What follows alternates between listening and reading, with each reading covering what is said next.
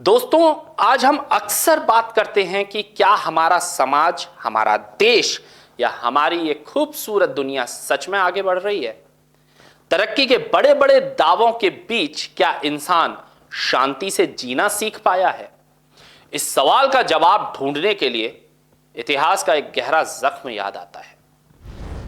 तारीख थी 24 अक्टूबर 1945। दूसरा विश्व युद्ध की विभीषिका हिरोशिमा और नागासाकी की खूनी तबाही के ठीक बाद शुरू हुई। दुनिया भर के देशों ने मिलकर एक कसम खाई थी, कसम ताकि आने वाली पीढ़ियों को युद्ध के दंश से बचाया जा सके। इसी दिन संयुक्त राष्ट्र संघ की स्थापना भी हुई। तब लगा था कि इंसानियत अब जंग के रास्ते छोड़ अमन की राह चुन लेगी, लेकिन क्या ऐसा हुआ? मशहूर ब्रिटानी इतिहासकार और लेखक सर मैक्स हेस्टिंग्स ने अपनी प्रसिद्ध किताब all hell let loose the world at war 1939 to 1945 में एक बेहद सटीक बात लिखी थी। उन्होंने कहा था कि इंसान शांति का दावा तो करता है, लेकिन उसका इतिहास गवाह है कि वह हर कुछ दशकों में विनाश का एक नया तरीका इजाद कर लेता है। आज साल 2026 में जब हम खड़े हैं तो मैक्स हेस्टिंग्स की यह बात 100% सच साबित हो रही है। हाल ही में आई एक ग्लोबल रिपोर्ट ने साबित कर दिया कि दुनिया और खासकर हमारा दक्षिण एशिया शांति के मामलों में कई साल पीछे चला गया है। नमस्कार, मैं हूं अनिकेत दीक्षित और आप देख रहे हैं राजीव टाइम्स। जी हां, institute for economics and peace ने ग्लोबल पीस इंडेक्स 2026 जारी कर दी है और इस बार की जो रिपोर्ट आई है वो दक्षिण एशिया यानी साउथ एशिया के देशों के लिए किसी बड़े झटके से कम नहीं है। रिपोर्ट कहती है कि पूरी दुनिया में शांति के स्तर में जो सबसे बड़ी और सबसे तेज गिरावट आई है वो कहीं और नहीं बल्कि हमारे अपने क्षेत्र यानी दक्षिण एशिया में दर्ज की गई है। इस रीजन का औसत शांति स्कोर 2.3% तक खराब हो गया है। अब बात अपने देश भारत की करते हैं।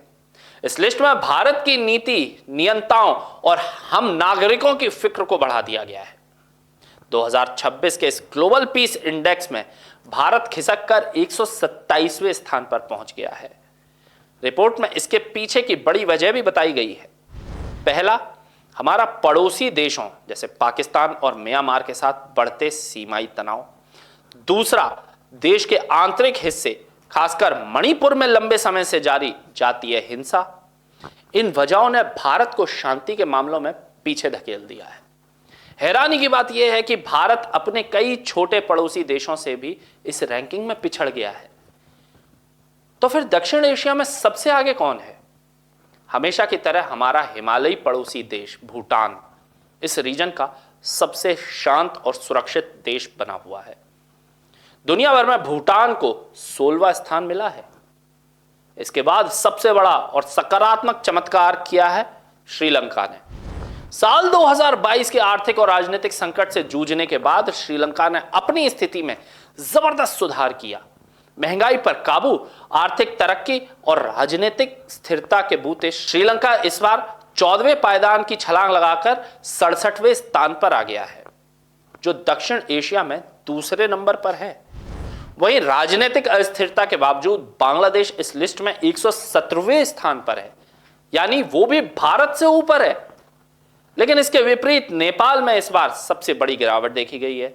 सितंबर 2025 में सोशल मीडिया पर बैन के बाद वहां जो हिंसक विरोध प्रदर्शन भड़के और जिसके बाद प्रधानमंत्री को इस्तीफा देना पड़ा, उसकी वजह से नेपाल का पीस स्कोर 9.1% तक गिर गया है।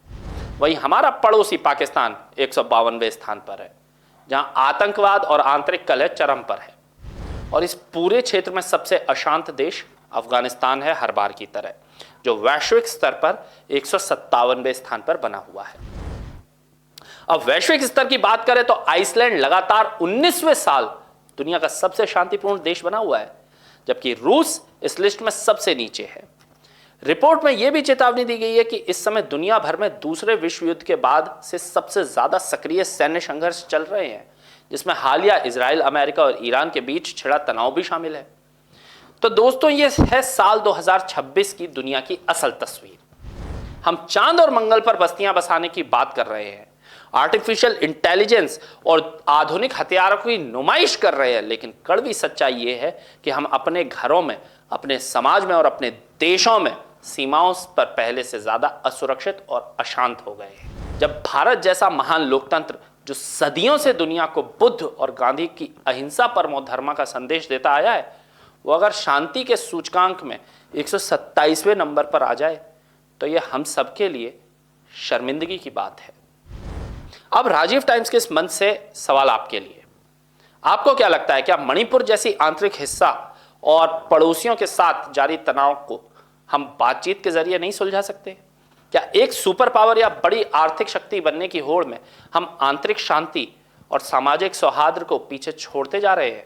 और सबसे बड़ा सवाल, क्या दुनिया के ये तमाम देश इतिहास की गलतियों से कभी सबक सीखेंगे या हम फिर से किसी महाविनाश की ओर बढ़ रहे हैं?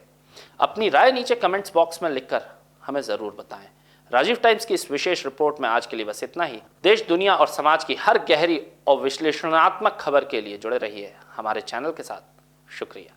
जब मुद्दे बढ़ते हैं और सुनवाई कम हो जाती है, जरूरत होती है एक ऐसी आवाज की जो सीधे जनता से जुड़े। अब हर गली, हर मोहल्ला बनेगा खबर का हिस्सा, जहां उठेगा हर सवाल जनहित के मुद्दों, बेबाक अंदाज, बिना किसी दबाव के, सिर्फ सच और जनता की आवाज। राजीव टाइम्स लेकर आ रहा है एक खास कार्यक्रम, जनता के बीच जनता की बात। हम आ रहे हैं आपके बीच, आपकी आवाज को बुलंद करने। देखना ना भूलें राजीव टाइम्स पर, क्योंकि अब बात होगी जनता के हक